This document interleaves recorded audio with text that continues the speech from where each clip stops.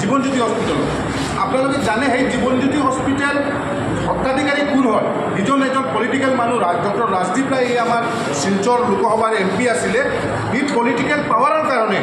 কোনো মানুহে মাত মাতিব পৰা নাই সব মানুহে ভয় খাই থাকে আজি আমি সকলে ৰাইজ আমি সেই জীবনজ্যোতি হস্পিটেলৰ এগেইনষ্ট হৈ আমি কথা পাতিছোঁ আৰু আগন্তুক দিনত আমি গোটেই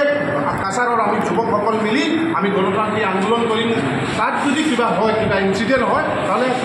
অসমৰ প্ৰশাসন আৰু কাছাৰৰ প্ৰশাসন দায়ী থাকিব এইটো আমি এটা গণতান্ত্ৰিকভাৱে আমি এটা আন্দোলন কৰিম আৰু জীবনজ্যোতি হস্পিটেল যি ডক্টৰ